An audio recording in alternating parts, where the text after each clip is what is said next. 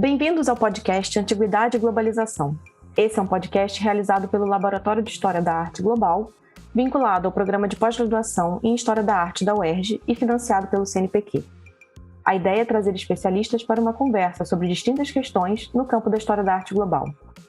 Eu sou Eveline Azevedo e tenho o prazer de receber as professoras Kátia Teonia, da UFRJ, e Fernanda Lemos, da UERJ. Kátia é professora de Língua e Literatura Latina do Departamento de Letras Clássicas e do Programa de Pós-Graduação em Letras Clássicas da Faculdade de Letras da Universidade Federal do Rio de Janeiro, UFRJ. Fernanda é professora de Língua e Literatura Grega no Departamento de Letras Clássicas e Orientais do Instituto de Letras da UERJ e do Programa de Pós-Graduação em Letras, também da UERJ. Ela também faz parte do Programa de Pós-Graduação em Letras Clássicas da UFRJ. E desde 2019 é graduanda do Bacharelado em Artes Visuais no Instituto de Artes da UERJ. Muito obrigada, Fernanda e Kátia, por participarem. Eu queria começar perguntando para vocês se a gente pode efetivamente dizer que, se Roma dominou política e economicamente o Mediterrâneo, a Grécia era quem detinha o domínio cultural? Bom, eu gostaria de começar, em primeiro lugar, agradecendo imensamente o convite da querida Eveline e parabenizar por essa iniciativa tão importante, né? Dizer que eu estou muito feliz aqui com vocês, ao lado de duas amigas queridas que eu admiro muito, Eveline e a querida Fernanda. Bom, essa pergunta nos leva imediatamente ao verso lapidar de Horácio, que diz: a Grécia, depois de capturada, chegou a conquistar o seu feroz conquistador. Se entendermos esse domínio cultural grego como uma fonte de criação, como um modelo estético e metodológico, podemos dizer que sim, a Grécia detinha um domínio cultural. Mas isso não significa dizer que os romanos não tivessem desenvolvido uma experiência e uma consciência cultural própria. A sociedade romana primitiva era voltada para o campo, de modo que a língua e a cultura romana, de uma forma geral, nascem e se desenvolvem em um contexto de rusticidade. Por exemplo, no período primitivo romano, havia uma celebração realizada por camponeses da Campânia que, por ocasião da colheita das uvas, realizavam uma celebração, a Vinália, que era uma festa que reunia uma série de performances, como danças, cantos, e além de se caracterizarem com máscaras feitas de cascas de árvores. Isso é cultura. E isso também é o embrião do teatro romano. O intercâmbio cultural foi fundamental para a formação cultural romana e, antes mesmo da pungente influência grega, os romanos já tiveram outros diálogos culturais com outros povos itálicos, como, por exemplo, os etruscos, que foram responsáveis por levarem a Roma muitas experiências culturais importantes. Depois das conquistas romanas dos territórios gregos, os romanos passam a ter um contato mais amplo e profundo com a cultura grega, e essa nova aquisição cultural proporciona aos latinos um conhecimento, digamos assim, mais técnico, né? E no âmbito, né, da literatura, um conhecimento técnico dos gêneros literários que vai delinear a tradição literária latina. De acordo com Quintiliano, inclusive, a sátira é o único gênero literário latino autóctone. Todos os demais foram desenvolvidos sob a sombra luminosa da Grécia, como diz Jacques Gaillard. Mas essa pergunta, ela não poderia ser respondida sem destacarmos que a relação cultural entre gregos e romanos está estabelecida sobre dois processos compositivos fundamentais para a educação romana e que vão moldar a tradição clássica, a imitatio e a emulatio. Isto é, a relação cultural entre gregos e romanos está compreendida no reconhecimento da produção cultural grega como uma importante referência e inspiração poética e no desejo de conjugar essa admiração e tentar suplantar esses modelos.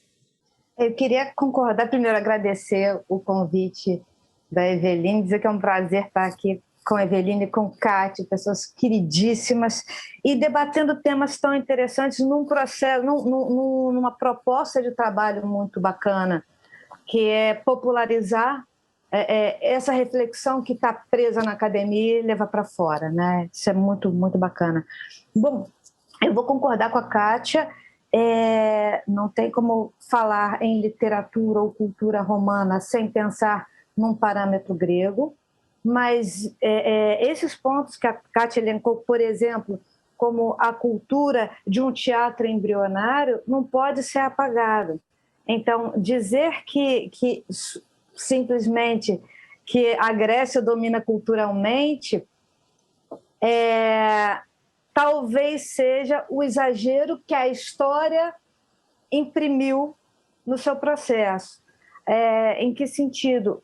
No sentido de que há um referencial de imitatio emulatio, como a Kátia bem falou, mas essa imitatio e essa emulatio, elas geram coisas diferentes, elas geram criações que são próprias da cultura romana, né? A mesma coisa é um problema em relação ao qual eu me atenho muito, que é a produção literária que é feita fora do ambiente helênico, ou seja, a partir do período helenístico, que é normalmente rotulado como literatura grega pura e simplesmente. Só que já é uma literatura que começa, como toda literatura, a receber influências a partir dos contatos culturais que ocorrem, como ocorre também com a cultura romana. Mas pensar pura e simplesmente que uma literatura feita em Alexandria vai ser uma literatura grega como a continuidade da literatura grega feita no ambiente helênico é ler pouco. A mesma coisa vai acontecer, como dizer que tudo que Roma fez foi uma cópia do que a Grécia fez, quando não é absolutamente isso. Embora nós tenhamos que agradecer muito a Roma por ter preservado uma série de coisas da Grécia. Sem Roma, nós não teríamos tanta Grécia, né? Isso é muito interessante pensar, mas, ao mesmo tempo, pensar quais são os elementos que estão compondo essa coisa outra, que é a cultura romana, e dentro disso, que é o período romano, quais são as culturas outras que estão lá dentro? Porque se a gente pensar, você tem uma literatura, você tem uma estatuária, e aí eu volto de novo para a minha seara, que é Alexandria do Egito, que se torna depois província imperial romana, em que vocês têm produções culturais que não são nem gregas, nem exatamente egípcias, mas um misto, um exemplo de multiculturalidade, né? E o mais interessante é pensar que apenas, eu posso dizer que no final do século XX para o XXI é que se começa a pensar diferente essas perspectivas, né? E nesse sentido, recuperar o que é cultura romana é muito importante. E não dizer apenas que é uma coisa menor em relação à cultura grega, né? Mas são produções fantásticas, de tempos diferentes, de lugares diferentes e que dialogam profundamente. E aí, baseado nisso, vocês acham que a Grécia seria o que ela é para nós hoje, sem Roma? Pensar a Grécia sem Roma não é possível. Por quê? Ao meu ver, né? Porque Roma ela preserva uma série de elementos dessa cultura grega. E, novamente, se nós pensarmos, como a Kátia já falou, da emulatio, da imitatio, que vão ter como parâmetros na literatura o modelo grego, Homero, por exemplo. E aí você vai dizer que Virgílio, ao fazer o seu épico, e aí os gregos, que me desculpem, não faz uma obra tão maravilhosa que suplanta Homero? Agora você... E olha que eu sou de grego, hein? Mas eu vou ser muito sincera, eu acho belíssima, belíssima, belíssima. Assim, em termos de gosto pessoal, para mim, a Eneida ela é de uma preciosidade ímpar. Não que eu não ame Homero, evidentemente, mas a gente tem que pensar nisso também. Muito bem. Para além disso, essa preservação do literário, do pensamento literário e da arte, ela vem da Grécia, ela vem por Roma. Se a gente pensar especialmente na estatuária, como aprendi com a Eveline na História da Arte, né, lá na UERJ, se nós temos muitas ideias do que seja a escultura grega, temos em função da quantidade de cópias romanas de originais gregos que se perderam. Tá? Para além daqueles que nós temos preservados, pouquíssimos originais em bronze, que foram preservados, e aí é só lembrar do Palácio de Alexandria, que diz que Eros continua queimando porque ele foi transformado, né, derretido em frigideira, né, na medida em que a estatuária foi transformada por ser uma estatuária pagã. No início do período cristão, muitas delas foram destruídas e transformadas em outros objetos. Né? Então, muito se perdeu. Então, os originais perderam e houve a preservação dessa estatuária grega via Roma. Bom, eu acho que precisamos primeiro nos perguntar o que é a Grécia para nós hoje, né? Quando a gente pensa na Grécia Antiga, eu acho que o que assim, predomina de uma maneira geral o imaginário popular nos leva a uma grande fonte de saberes, né? A um berço civilizatório, que são características inerentes à Grécia que fazem da Grécia já ser essa grande civilização antes mesmo do domínio romano. Considerando que poderíamos estar falando uma língua neogrega se Alexandre o Grande não tivesse morrido tão jovem, né? Podemos dizer que a civilização grega seria ainda mais representativa para nós. Né? Pensando no apagamento cultural que poderia ter acontecido, como ocorre nos processos de colonização e considerando a extensão do domínio do Império Romano, a Grécia que temos hoje é fruto de um contínuo que caracteriza uma tradição clássica e neoclássica que se apresenta amalgamada numa concepção de uma identidade greco-romana, ainda que muitas vezes se destaquem aspectos de uma cultura grega antiga e não de uma Roma antiga, como pode ser observado, por exemplo, no grande número de adaptações para crianças e jovens da Ilíada e da Odisseia de Homero, comparado ao número pífio de adaptações da Eneida de Virgílio no mercado editorial brasileiro, como nos mostra o Fábula, o repertório de livros para crianças e jovens com a temática da antiguidade greco-romana. Dito de outro modo, só temos a Grécia que temos por causa de Roma, mas invariavelmente teríamos a Grécia por causa da própria Grécia. Isso é lindo, né? A ideia de que a própria Grécia, enfim, acaba reforçando o próprio mito da Grécia que a gente conhece. A ideia de que a Grécia é por si só esse modelo cultural e teria sido de qualquer maneira. Agora, se a gente pensar à luz das teorias decolonialistas que estão super em voga no momento, vocês acham que é possível a gente rever essa relação entre a Grécia e Roma? Acredito que não se aplicaria uma teoria decolonial especificamente na relação entre Grécia e Roma, e não só pelo fato dessa teoria estar circunscrita aos continentes colonizados pelos europeus, mas também porque, em primeiro lugar, alguns dos territórios gregos colonizados por Roma já eram importantes centros culturais na antiguidade, como, por exemplo, Tarento. Além disso, não houve no processo de colonização romana dos territórios gregos, né, especificamente, um apagamento cultural e nem ideológico, e também não houve uma interrupção da produção de conhecimento grego. Ao contrário disso, houve por parte de Roma um reconhecimento e uma valorização da produção cultural dessa sociedade e da forma de ver e viver o mundo por parte dos gregos. Um outro exemplo é a própria língua.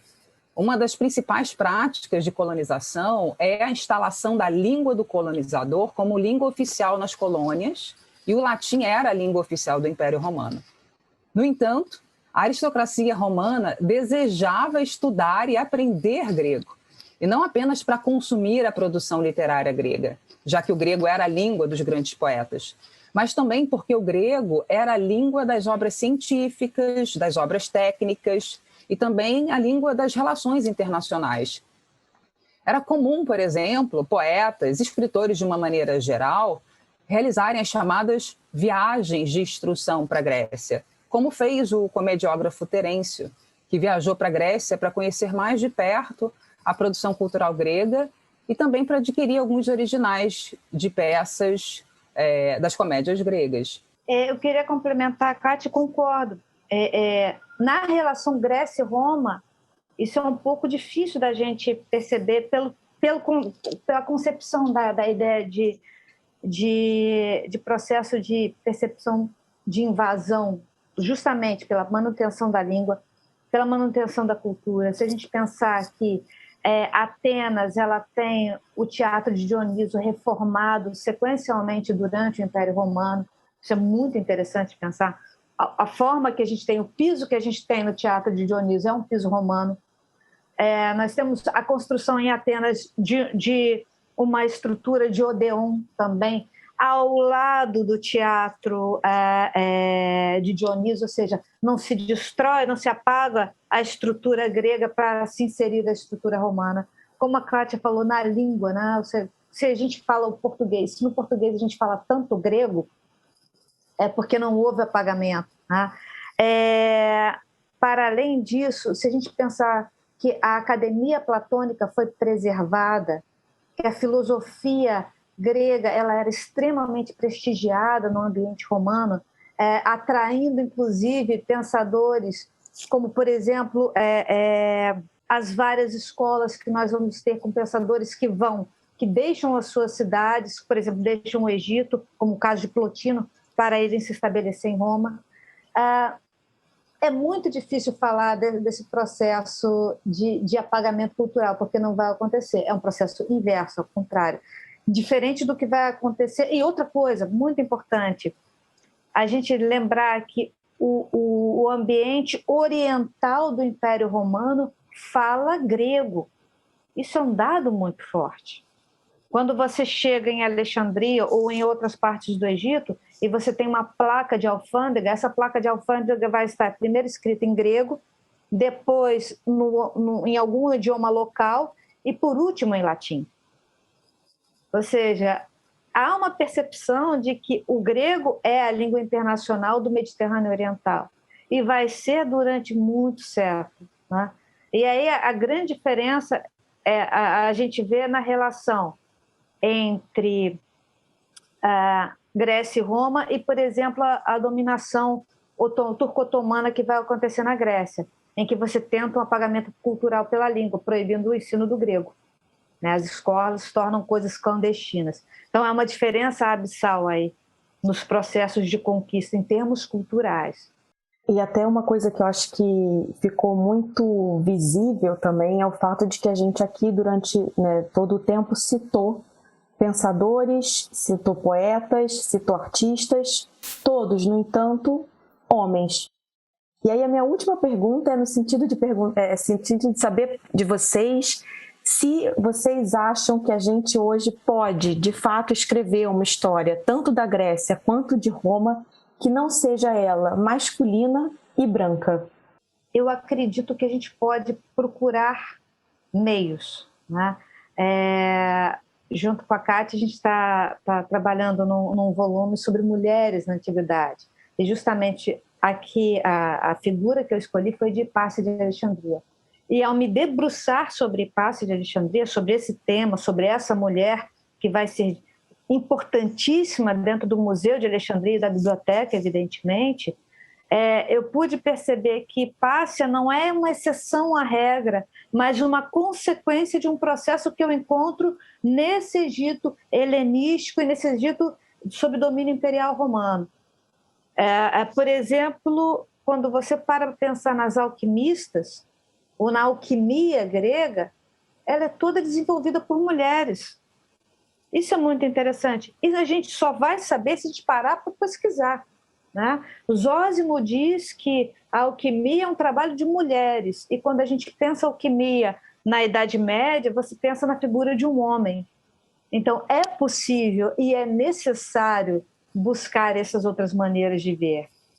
Eu acredito que sim. Acho que o fato da história da Grécia e de Roma ter sido escrita, em sua grande maioria, por homens brancos, isso já é em si um discurso que nos diz muito sobre invisibilidades e outras violências, né?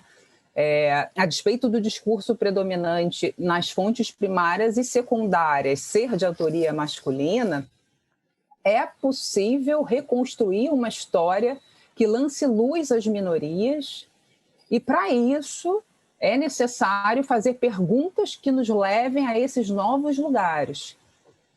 Além disso, é preciso também conceber uma epistemologia que apresente novos recortes de gênero e raça e que proponha teorias atualizadas que nos fundamentem em nossos novos questionamentos.